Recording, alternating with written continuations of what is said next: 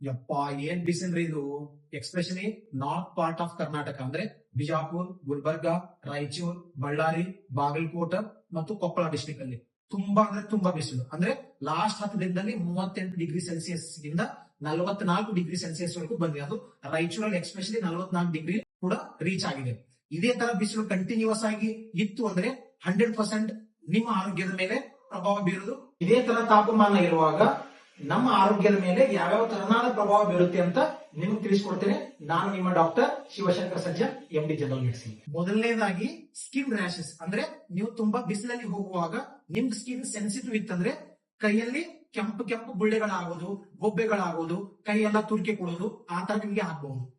ಎರಡನೇದಾಗಿ heat exhaustion ಅಂತ ಹೇಳ್ತಾರೆ. ಅಂದ್ರೆ ತುಂಬಾ ತಾಪಮಾನ ಇರುವಾಗ ನಮ್ದು ಬಾಡಿಯಲ್ಲಿ ಇರುವ ಕೂಲಿಂಗ್ ಸಿಸ್ಟಮ್ ಆಕ್ಟಿವೇಟ್ ಆಗ್ತದೆ. ಆ ಕೂಲಿಂಗ್ ಸಿಸ್ಟಮ್ ಆಕ್ಟಿವೇಟ್ ಆಗೋದ್ರಿಂದ ತುಂಬಾ ಬೆವರು ಬರ್ತದೆ. ತುಂಬಾ ಬೆವರು ಬಂದು ನಮ್ಮ ರಕ್ತದಲ್ಲಿ ನೀರಿನ ಅಂಶ ತುಂಬಾ ಕಡಿಮೆ ಆಗ್ತದೆ. ಅದರಿಂದ ನಮ್ಗೆ ಸುಸ್ತಾಗೋದು, ಕಾಲಲ್ಲಿ ಅಂದ್ರೆ ಮಸಲ್ ಕ್ರಾಂಪ್ಸ್ ಬರೋದು, ಅತಿ ತುಂಬಾ ವೀಕ್ನೆಸ್ ಆಗೋದು, ತಲೆ ಹಗುರ ತರ ಫೀಲಿಂಗ್ ಆಗೋದು ಆ ತರ ನಮ್ಗೆ ಆಗ್ತದೆ. ಕೊನೆಯದಾಗಿ one of the most dangerous and medical emergency ಅಂದ್ರೆ ಹೀಟ್ ಸ್ಟ್ರೋಕ್ ಅಂತ ಹೇಳ್ತಾರೆ. ಇದು ಹೀಟ್ ಸ್ಟ್ರೋಕ್ ಏನಪ್ಪಾ ಅಂದ್ರೆ ಮೋಸ್ಟ್ ಡೇಂಜರಸ್. ಏನಾಗುತ್ತಪ್ಪ ಅಂದ್ರೆ ಇಲ್ಲಿ ನಾರ್ಮಲ್ ಆಗಿ ನಮ್ದು ಕೂಲಿಂಗ್ ಸಿಸ್ಟಮ್ ಏನಿರುತ್ತಲ್ಲ ಇಲ್ಲಿ ಸ್ಟಾಪ್ ಆಗುತ್ತೆ. ಅದರಿಂದ ಇಲ್ಲಿ ಬೆವರು ಬರಲ್ಲ. ಇನ್ಸ್ಟೆಂಟ್ ಬೆವರು ಬರೋ ಬದಲಿ ನಮ್ ಸ್ಕಿನ್ ತುಂಬಾ ಡ್ರೈ ಆಗಿ ಹಾಟ್ ಆಗಿ ನಮ್ದು ರಕ್ತದಲ್ಲಿ ನೀರಿನಾಂಶ ತುಂಬಾ ಕಡಿಮೆ ಆಗ್ತದೆ. ಅದರಿಂದ ಲವಣಾಂಶಗಳನ್ನ ವ್ಯತ್ಯಾಸ ಆಗ್ತದೆ. ಲವಣಾಂಶಗಳ ವ್ಯತ್ಯಾಸ ಆಗೋದ್ರಿಂದ ಮನುಷ್ಯನಿಗೆ ಕನ್ಫ್ಯೂಸ್ ಸ್ಟೇಟ್ ಅಲ್ಲಿ ಇರಬಹುದು, ಅಥವಾ ಏನಾದ್ರೂ ಯಥಾರ್ಥ ಆಗ್ಬಹುದು, ಫಿಟ್ಸ್ ಬರಬಹುದು, ಕೆಲವೊಂದ್ಸಲ ಹಾರ್ಟ್ ರಿಲೇಟೆಡ್ ತೊಂದರೆ ಹಾಗೂ ಕಿಡ್ನಿ ರಿಲೇಟೆಡ್ ತೊಂದರೆ ಕೂಡ ನಿಮ್ಗೆ ಬರಬಹುದು. ಈ ಎಲ್ಲಾ ಅಪಾಯದಿಂದ ನೀವು ಪಾರ್ ಆಗ್ಬೇಕು ಅಂದ್ರೆ ನಾನು ಹೇಳುವ ಕೆಲವೊಂದು ಕ್ರಮಗಳನ್ನ ನೀವು ಅನುಸರಿಸಬೇಕು. ಅದನ್ನ